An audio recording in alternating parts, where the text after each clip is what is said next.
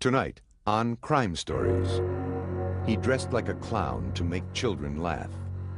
But behind the face paint was a man who tortured and murdered. He was John Wayne Gacy. When this whole thing is over, you might be witnessing one of the most horrible crimes, perhaps, in a century. He claimed to be a loving father.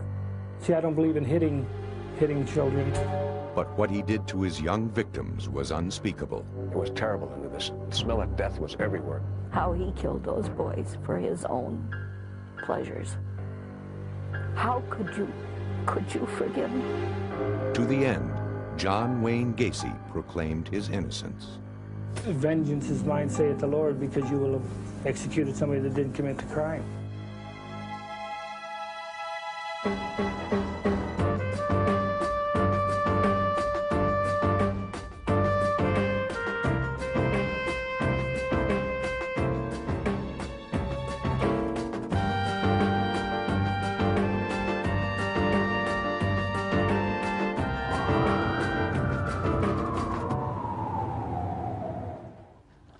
This is Crime Stories. I'm Richard Belzer. Imagine the nightmare. Your child is missing and you don't know what happened until one day a horrifying discovery.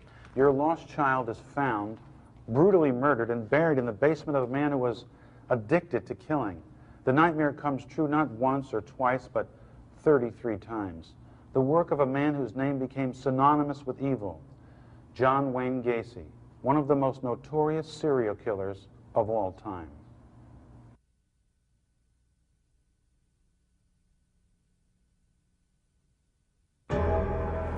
Spring 1992. Killer John Wayne Gacy tries to rewrite history. When they paint the image that I was this monster who picked up like these altar boys along the street and swatted them like flies, I said, this is ludicrous. The prison interview came 13 years after Gacy had been convicted of murdering 33 young men and boys from 1972 until 1978.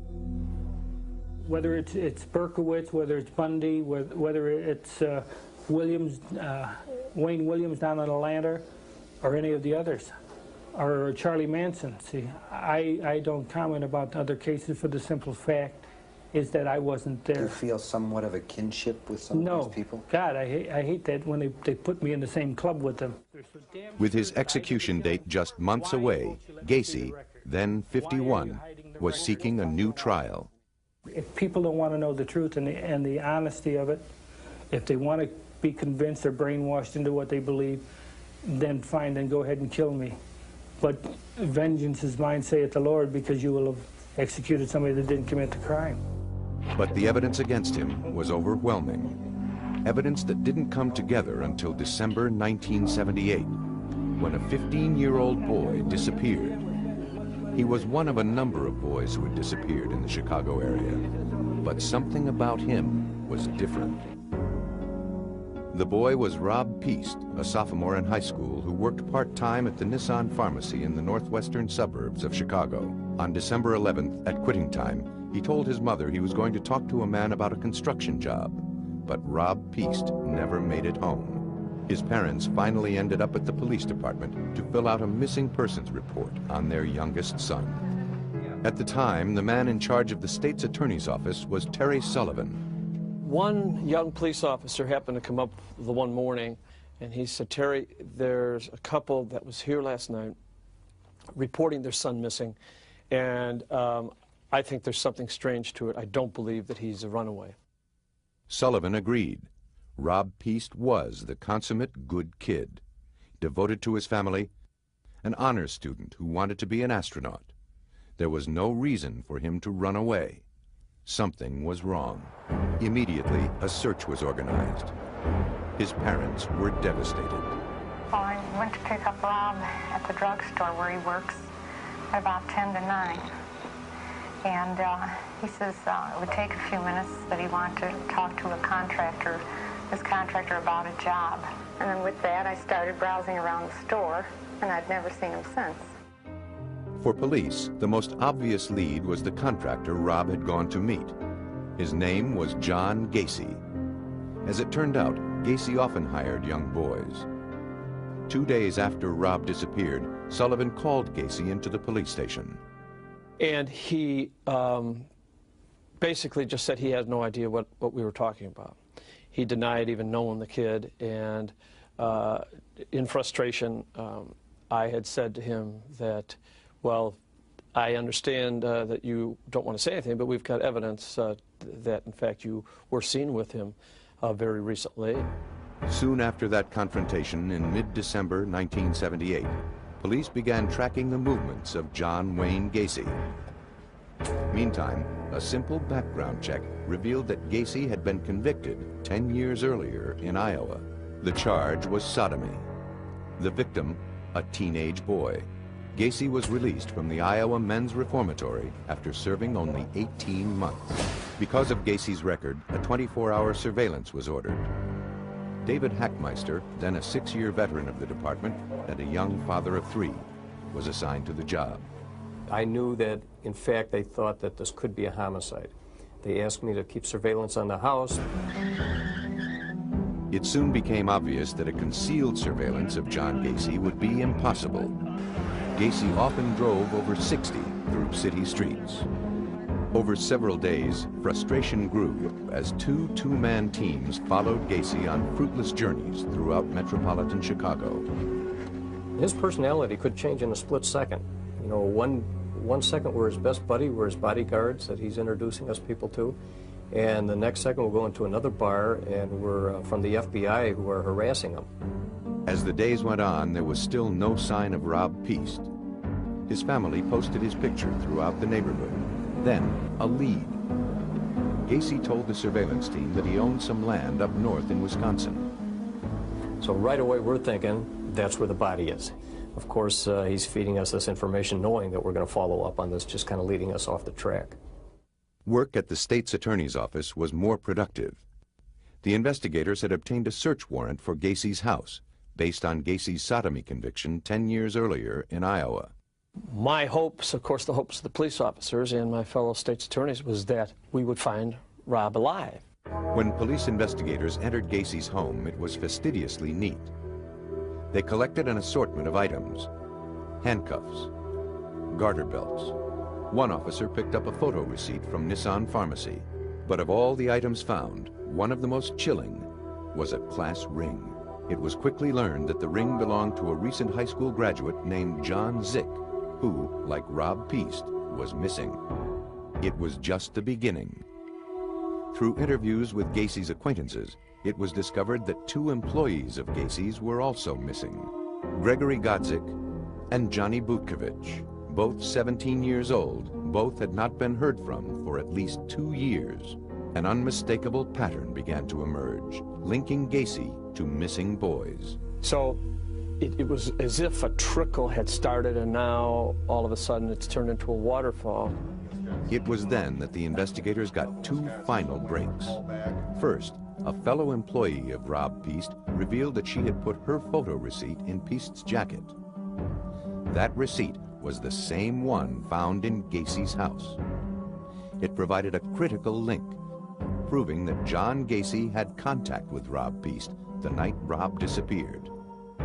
And there was more. Interviews with Gacy's employees revealed they had been asked by Gacy to dig trenches for new plumbing in the crawl space beneath the house. The story triggered a memory for a detective who had once used the bathroom in Gacy's house. Mind you, again, it's cold winter, and the furnace came up from bringing the fumes up from downstairs. Now, being an experienced homicide detective and detective, Schultz came back and said that he recognized the odor of bodies decaying. Bodies in the basement. It was an appalling idea that haunted detectives, some of whom had actually spent several hours inside Gacy's home in the rec room, just above the basement. Gacy himself had invited the detectives inside for drinks, perhaps out of arrogance, perhaps in an effort to taunt them. Based on these new clues, detectives pushed for a second search warrant.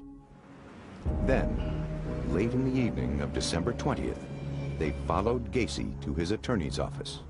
We were absolutely certain that at this point there was a confession, because the attorneys were very, very, very nervous.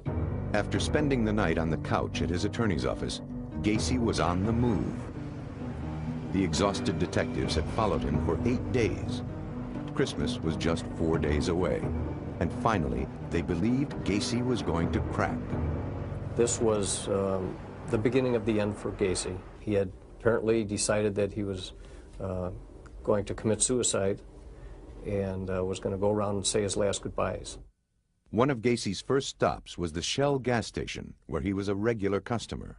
At that point, I go in the gas station. I recovered some drugs that Gacy had given to these people as he was saying his last goodbyes. When I got that information, I told them to take him down, to arrest him. That was probably the closing of the news. We rushed the car at a stoplight, pulled Gacy out of the car, threw him up against the trunk of the car, and told him that he was under arrest for a drug violation. By December 21st, just 10 days after Rob Peace disappeared, John Wayne Gacy was headed for jail on a drug charge. He was connected to several missing boys, but not a single body had been found. As Gacy was led into the station, a second search of his house was just moments away. When Crime Stories continues.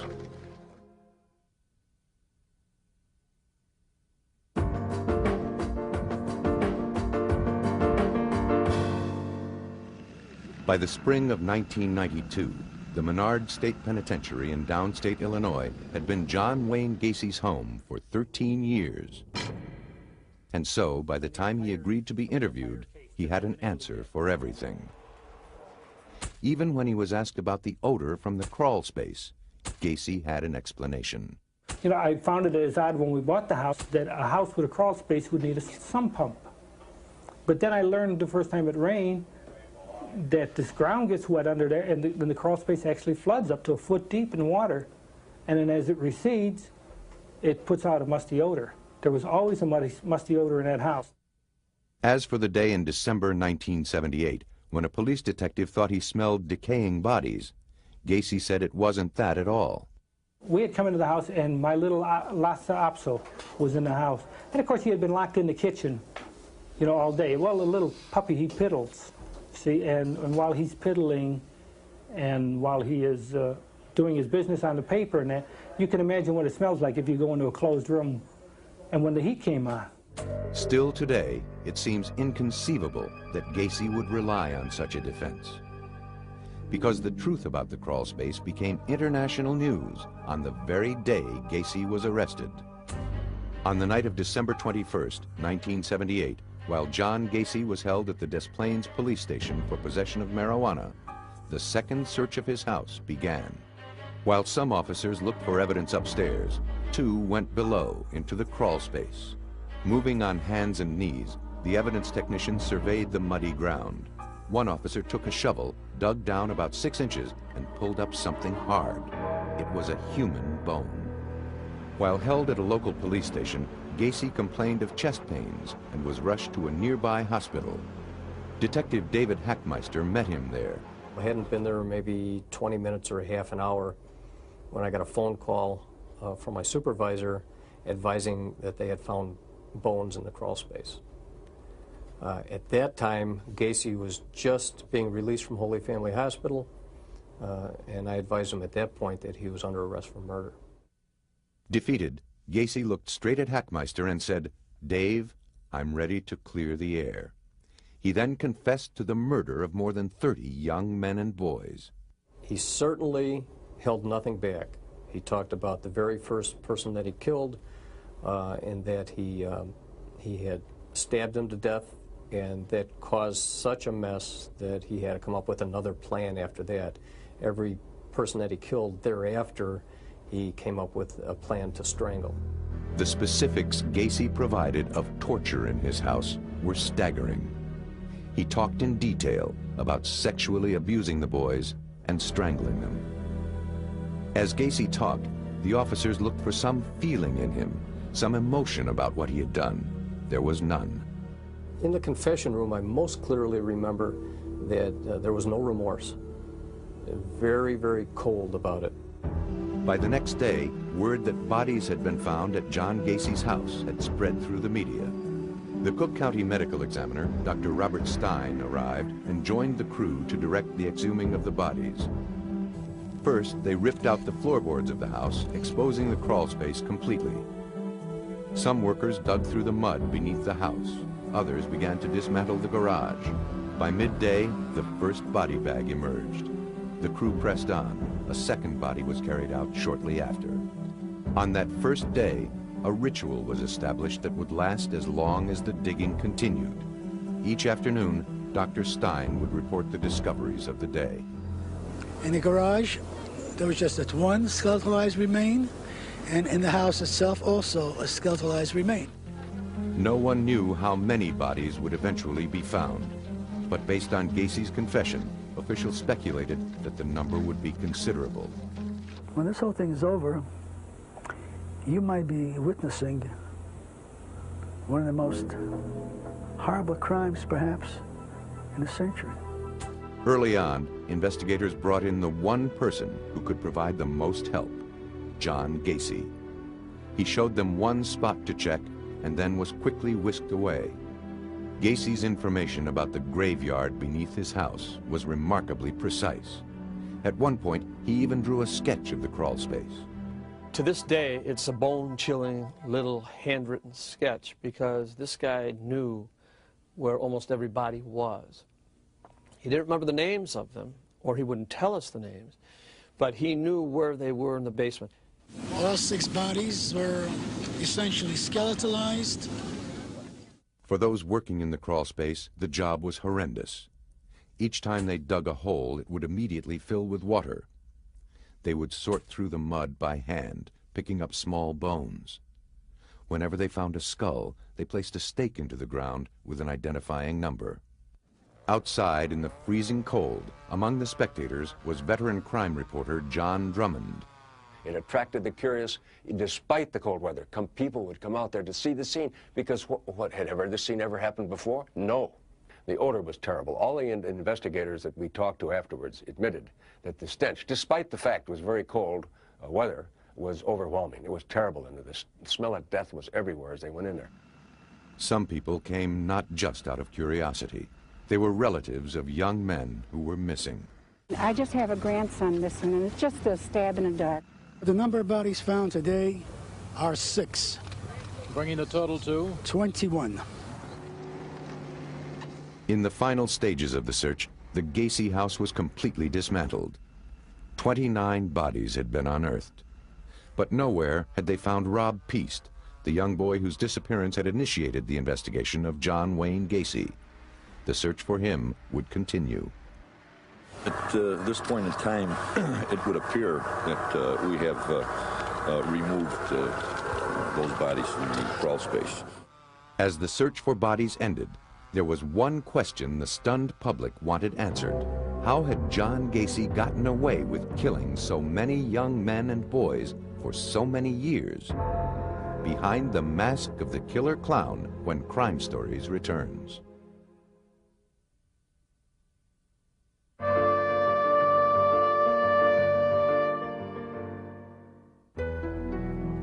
In 1992, in his television interview from prison, John Gacy presented himself to the public as a man deeply concerned with the breakdown of family values. Do you realize by 1993 that 50% of the American families will be single-parented? And that shows a breakdown in the church and not being able to hold families together. And for this reason, children run away from home and seek love in other places. Twice divorced himself, he still claimed to live his own life according to very strict standards. I've always looked after my children, even now. A lot of things that my dad did, I refuse to do, because I don't believe in hitting children. A good father, a concerned citizen. He said he was also a dedicated community servant. I always felt that service community and community service to others, you know, in my religious background, I felt if you serve other people, it'll come back to serve you. Ironically, for people who knew Gacy before his arrest, his statements were actually believable because the public life of John Gacy was that of a model citizen and loving father. As the bodies, one after another, were pulled from Gacy's house in December 1978, there was no group more stunned than the group of people who consider themselves Gacy's friends. I still find it hard to believe him.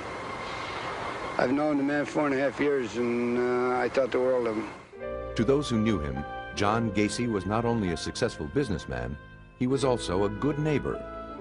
Routinely, he opened his house for lavish holiday theme parties. But what many remembered about him most was that he often dressed up as a clown to entertain children. At the top of it all, I mean, he used to do a lot of this charitable work. In other words, the guy was a clown, and he put on shows and all that, and the kids there, he treated the kids real good and all that. But now, with the bodies being pulled from his basement, the world discovered another side to John Gacy. And suddenly, people wanted to know, who was this Dr. Jekyll and Mr. Hyde? Attorney Greg Adamski, who later represented Gacy, discovered Gacy operated by his own rules. Most of the things that all of us value, John had no value for at all. John didn't value other life. John didn't value other emotions. John didn't value any institutions. John didn't value the feelings of other people. John Gacy grew up in Chicago. His father was reportedly abusive, and he had some health problems as a child. He was close to his mother and only sister. In his adolescent years, Gacy loved to dress up in uniforms. He scored 118 on an IQ test, which is in the bright normal range. He told doctors after his arrest that he committed his first murder when he was 15 years old and then couldn't stop. He made the statement in 1979 to the psychiatrist hired to help in his defense, Helen Morrison. He started the pattern of what later is described as almost an addiction to homicide. And that's so similar to someone who's an addict that they'll be doing all right, and then there's a certain point where they almost have a craving. And it's not that they're after a human being, it's not that they've had a fight with anyone, it's not that they've remembered some traumatic episode from their childhood. It's just that simple and that terrifying. Gacy was never charged with the murder he claimed to commit as a teen. And then in the 60s, he got married to a co-worker and went to work as a manager for a Kentucky Fried Chicken restaurant in Waterloo, Iowa. He became active in a local civic organization, the Jaycees, even named Man of the Year. Gacy had a young wife and children, but was developing a penchant for sex with young boys. In 1968, at age 26, he was convicted of sexually assaulting a teenage boy. He was sentenced to 10 years, but because he was such a model prisoner, he served only 18 months. Returning to Chicago, now divorced, he made a clean start, rejected his family, and became involved in Democratic Party politics, and was even photographed with then First Lady Rosalind Carter. He also married a childhood friend who had 2 young daughters of her own. In the early 70s, he began a small contracting business called PDM, Painting, Decorating, and Maintenance. Outwardly, Gacy maintained a life that appeared meticulously in order. But unusual stories about him occasionally surfaced, like this one from a young man Gacy picked up for a night of cruising in March 1978. I got in the car with him, and shortly after I got in the car with him, he placed a rag over my face, of which turned out to be chloroform, and proceeded to have a lengthy drive, and every time I would come to, the rag would go back over my face, and I remember him carrying me into his house, and then he put the rag over me, and that's the last thing I remembered until I found myself about 5:30 in the morning on the steps right by Lincoln Park, half dressed, my face completely burned. Another young man described a night of torture to then State's Attorney Terry Sullivan. He made him take his clothes off and tortured him with candles in one room, then filled the bathtub and would take him from the floor of the one room into the bathroom and shove his head underwater for excruciating long periods of time, to the point where this kid passed out a couple of times. It's amazing he didn't die at that particular time. Neither story was believed, dismissed by police as lovers' quarrels. John Gacy's public persona never changed, until the day the bodies were found and Gacy's real story became a national news story, shocking even veteran crime reporters. I could not understand how a man living in the city of Chicago, who was respected apparently by neighbors, active politically, could be responsible for doing something like this. To this day, it defies logic how he was able to kill 33 people and bury most of them on his property and get away with it for a number of years. Later, it was learned that Gacy began burying the bodies under his house in 1972. By 1978, he believed the crawl space was full and found another way to dispose of his victims. After his arrest, he took police to a bridge over the Des Plaines River. Eventually, 4 more bodies were recovered. The last one, found in the spring, was Rob Peast, the boy whose disappearance had led police to Gacy. In April 1979, John Gacy was indicted for the murder of 33 young men and boys, the largest number of murders ever charged to one person in U.S. history. Gacy's ploy to lure his victims, when we continue on Crime Stories.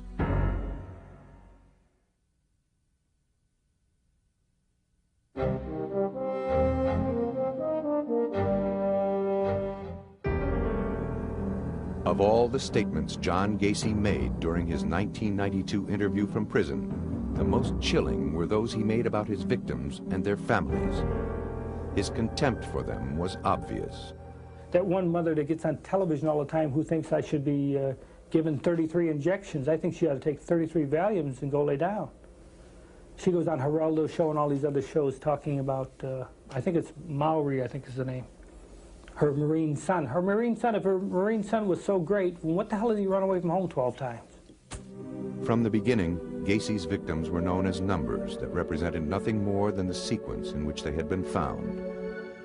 From the crawl space, they were taken to the county morgue, where the real work began, the job of identifying each body, changing the number to a name.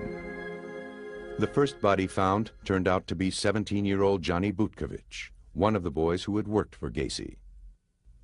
The second was Greg Godzik, also an employee. As each name was announced, television crews raced to find the families. He was a good boy. I'd spend anything to find him. I really would. And I think every mother would. It's just not me. I'm sorry for everybody else. Darrell Sampson, John Zick, Randall Reffett. The faces filled the newspapers. Body number 13 was Johnny Maori, 19 years old, a former Marine. His mother, Dolores Nieder, last saw Johnny on September 15, 1977. We would go out searching for him. We were playing detectives. We were searching for Johnny, looking for him. And already, Johnny was dead. Dolores Nieder went to the police and reported her son missing. They were not helpful. He said, no, he said, Johnny's a runaway. Oh, I was shocked when I heard that. I said, what has Johnny got to run away from? It was the same with all the others. Not a single parent was believed. And for years, some police officers unwittingly played right into Gacy's hands. And what he said to us, nothing wrong with Johnny, Johnny is not dead. What made He's you... missing. That's all what he say. He's run away. And I know right away it's not true. Because Johnny no got no reason to run away. If they listen to us, they save so many lives. While the police claimed they were runaways, Gacy said they were all homosexual predators. The biggest excuse that he came up with is that all of the victims made him do what he did. It was the victim's fault. If they hadn't pursued him, he wouldn't have had to do to them what he did. But as investigators discovered the identities of the boys, it was clear that the majority were neither runaways nor male prostitutes. Gacy had said they were gay. Johnny, I know, was not gay. But even if he was, no one has a right to take anyone's lives. As more bodies were identified, the names kept coming. William Carroll, Robert Gilroy, Russell Nelson. They were all young, healthy, strong. How had Gacy managed to overpower the boys? The answer, Gacy was cunning, and he had a perfect ploy. In his black car, equipped with 2 spotlights, Gacy pretended to be a policeman. He would stop a boy walking down the street, flash a badge, and tell him to get in.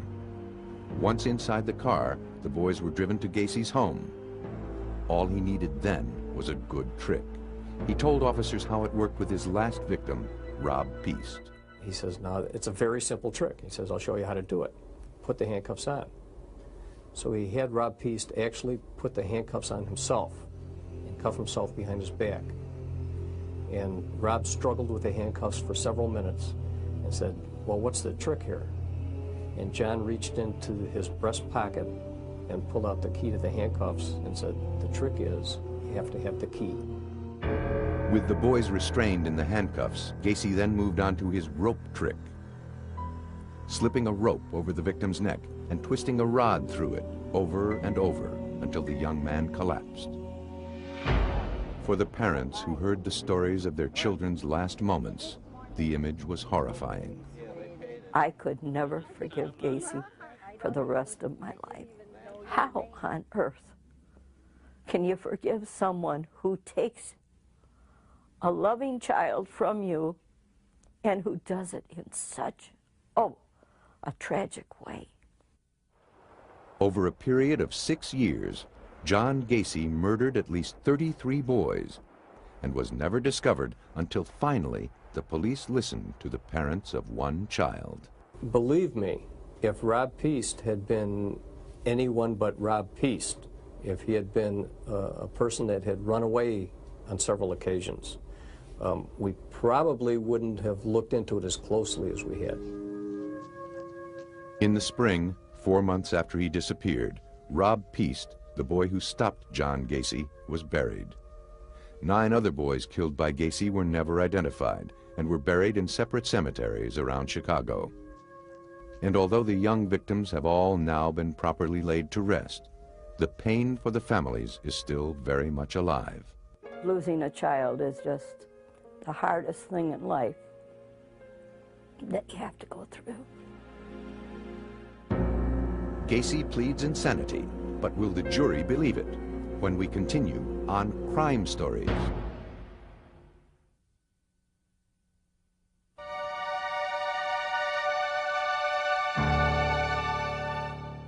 As John Gacy spoke from prison in 1992, he made it very clear that he was tired of being associated with other famous serial killers, especially the man who killed and then consumed his victims, Jeffrey Dahmer. I'll tell you this, that's a good example as to why insanity doesn't belong in the courtroom. Because if Jeffrey Dahmer doesn't meet the requirements for insanity, then I'd hate like hell to run into the guy that does. It is an ironic statement, coming from a man who 13 years before had pled not guilty to 33 murders, using the defense of insanity. On February 6, 1980, the first day of John Gacy's trial, people lined up at the criminal court building in Chicago, eager to get a glimpse of one of the most notorious serial killers of all time. Already, Gacy's story had received so much press coverage in Chicago that jurors had to be selected from Rockford, a city 50 miles north. The 16 men and women were bused to the courthouse and sequestered for the entire 6-week-long trial. Gacy was pleading not guilty by reason of insanity. And at first, it seemed the defense had an advantage. The judge was Louis Garippo. If you really think about it, if the defense is insanity, and you have someone who's killed 33 people, everyone say, hey, there must be something wrong with that person.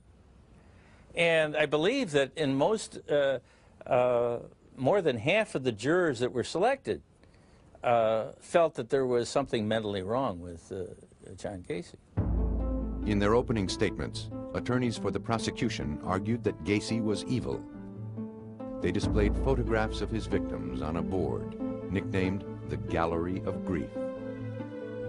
They promised to show that the murders of the young men were thoughtful, rational, and premeditated. The defense described Gacy as impulsive, deranged, a profoundly sick man who collected bodies like souvenirs. The question the jury had to decide: was Gacy crazy or evil? For the defense, a battery of experts testified that Gacy fit the standard of insanity. One was forensic psychiatrist Helen Morrison. He could commit an act, but it didn't mean that he sat and planned the act. It was almost as if he were an automaton doing this behavior, and once the behavior was done, he was finished. The psychiatric experts offered varying opinions of Gacy's mental illness: borderline personality, paranoid schizophrenia, amnesia. But the prosecution believed the facts of the case were more important than the psychiatric testimony. If the murders were not premeditated, they asked, why would Gacy have burial trenches dug in advance? Why did he keep handcuffs and a rope ready? If he didn't understand the criminality of his behavior, why would he deliberately choose victims who might not be missed? If he had amnesia, how could he draw a precise sketch locating each body?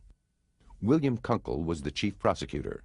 Clearly, when you have this kind of intentional behavior, the pre-planning for all those things, the covering up, the post-planning, the post-conduct for all those things, and all this going on in the backdrop of what on the surface appears to be a perfectly normal existence, just doesn't fit. As the jury heard the testimony and looked at Gacy, they saw a man at ease and very much in control of himself. The theory or the thought or the fantasy about someone who's insane is that they're running down the street screaming, pulling their hair out without clothes on. And they could clearly see that he was not insane. I mean, he was sitting in the courtroom, he was participating, smiling, being considerate of where people were sitting. The jury also learned that Gacy ran a successful business, was involved in politics, and was active in his community. All rare accomplishments for someone truly mentally ill. A real medical model psychiatrist that really treats patients and understands mental illness will never believe that you can turn this kind of serious mental illness off like a faucet. Did he have personality disorders? Absolutely. Was he a sexual deviant? Of course, but psychotic, not even close. Throughout the trial, Gacy remained confident, certain that he would win the case. He had been in the back and he was reading the Chicago Sun-Times and some of the ads in there. And he had torn out a page and he had circled a party, a St. Patrick's Day party, that was to be coming up. And he had the bailiff give it to me on the table and he said, "I'll see you there." But then, toward the end of the trial, there was testimony that the defense believed was a final blow against Gacy. At that time, there was a psychiatrist who testified that if he was found insane, he would be put out on the street because he could not be hospitalized against his will. That, obviously, no one in their right mind believed that this man was sane, but no one was willing to take the chance that he would be out on the street. The last dramatic argument came from William Kunkel. I said to the jury, I said, well, if you want to show mercy, and then I just stopped in mid-sentence. I turned around and I walked over to the victim board, and real slow, I ripped each photo off the board with a loud snap. Take my time, about 2 minutes, to get all 22 off in my hand, and I walked back in front of the jury box right in their faces, and I said, look, if you want to show this man mercy, you show him the same mercy he showed when he took these 22 lives off the face of the earth and put them here. And I just threw them in the crawl space opening and walked away. I left a couple of minutes of pin drop silence in the courtroom, and that was a good point. The jury took only one vote and unanimously agreed to find John Gacy guilty of 33 counts of murder. The next day, they sentenced him to death. Gacy deals from death row when Crime Stories continues.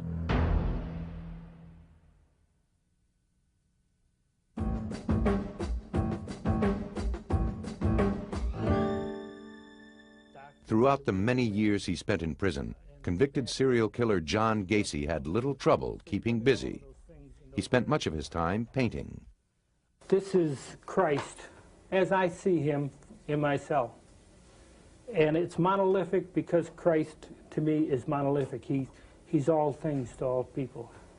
This here is the Hi-Ho series. This is called Hi-Ho Around the Campfire.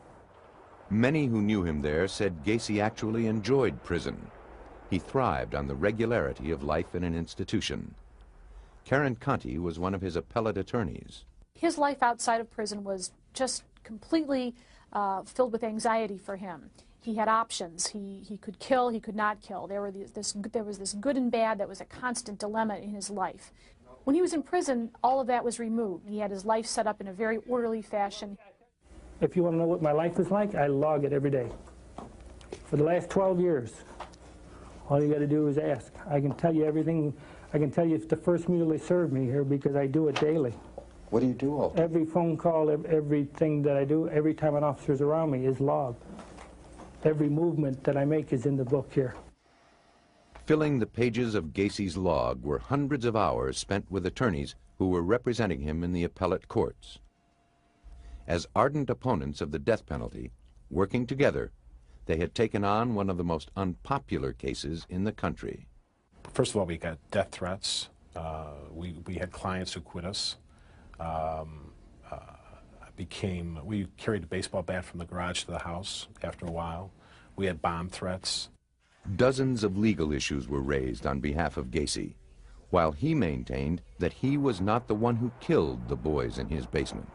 At the time of my arrest, there was 4 other suspects, all employees of PDM contractors, all with keys to the house.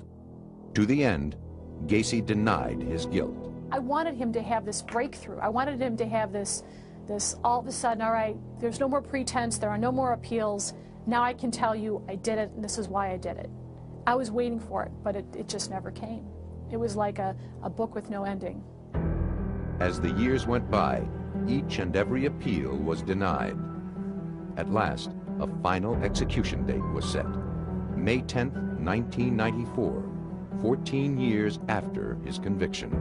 There was nothing was going to delay the killing of John Gacy because the people were bound and determined that John Gacy was going to be killed. Throughout the years on death row, Gacy claimed that he was not worried.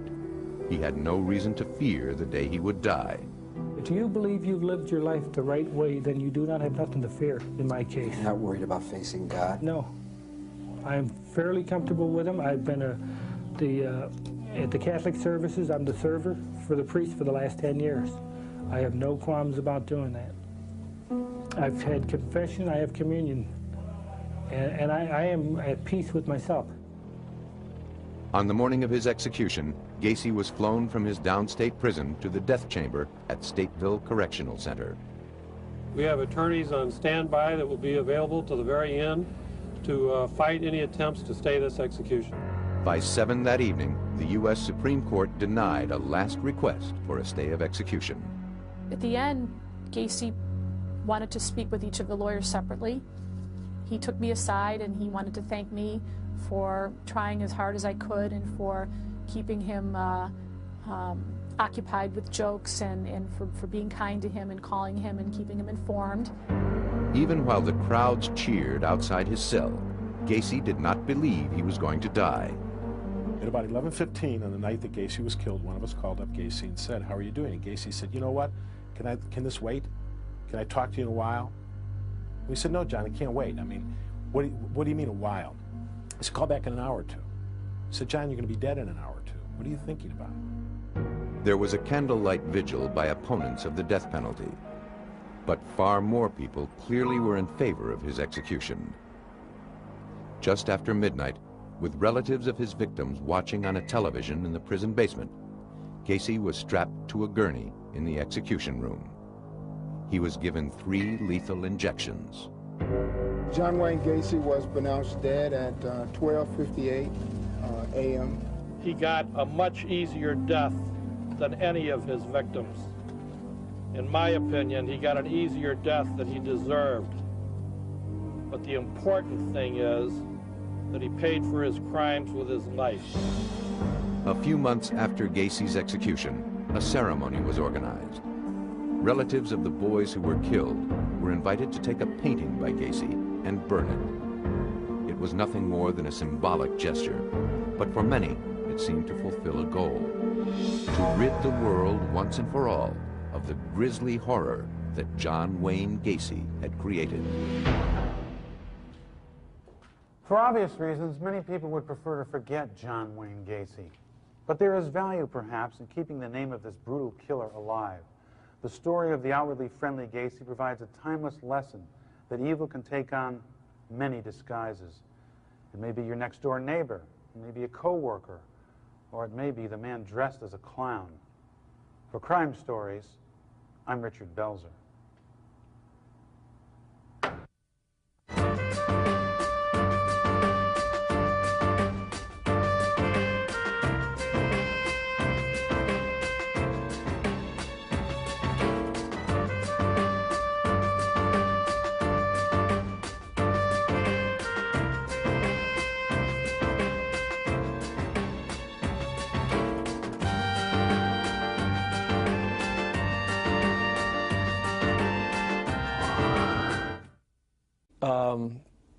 Basically just said he had no idea what we were talking about. He denied even knowing the kid, and in frustration, I had said to him that, well, I understand that you don't want to say anything, but we've got evidence that, in fact, you were seen with him very recently. Soon after that confrontation in mid-December 1978, police began tracking the movements of John Wayne Gacy. Meantime, a simple background check revealed that Gacy had been convicted 10 years earlier in Iowa. The charge was sodomy. The victim, a teenage boy. Gacy was released from the Iowa Men's Reformatory after serving only 18 months. Because of Gacy's record, a 24-hour surveillance was ordered. David Hackmeister, then a 6-year veteran of the department and a young father of 3, was assigned to the job. I knew that, in fact, they thought that this could be a homicide. They asked me to keep surveillance on the house. It soon became obvious that a concealed surveillance of John Gacy would be impossible. Gacy often drove over 60 through city streets. Over several days, This is Crime Stories. I'm Richard Belzer. Imagine the nightmare. Your child is missing and you don't know what happened. Until one day, a horrifying discovery. Your lost child is found, brutally murdered, and buried in the basement of a man who was addicted to killing. The nightmare comes true not once or twice, but 33 times. The work of a man whose name became synonymous with evil, John Wayne Gacy, one of the most notorious serial killers of all time.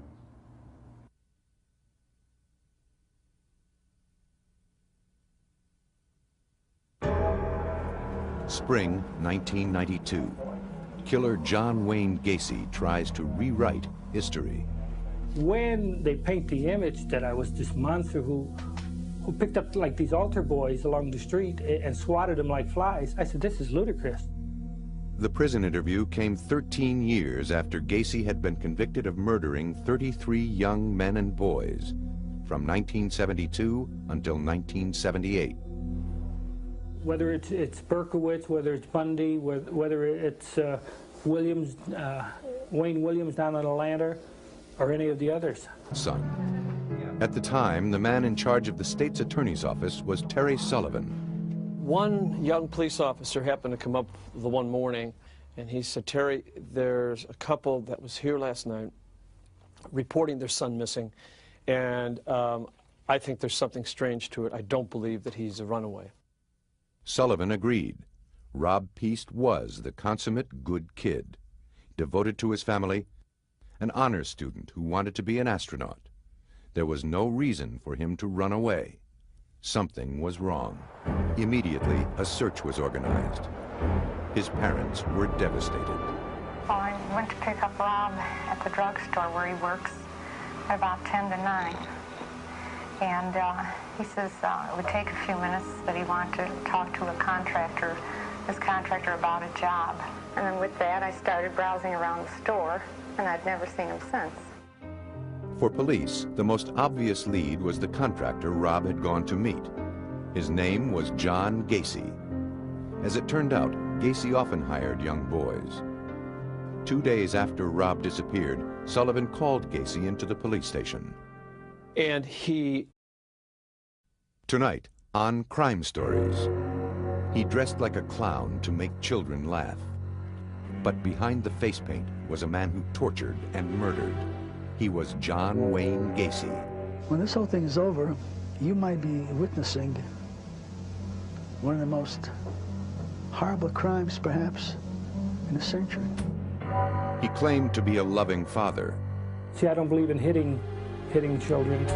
But what he did to his young victims was unspeakable. It was terrible, and the smell of death was everywhere. How he killed those boys for his own pleasures. How could you forgive him? To the end, John Wayne Gacy proclaimed his innocence. Vengeance is mine, saith the Lord, because you will have executed somebody that didn't commit the crime.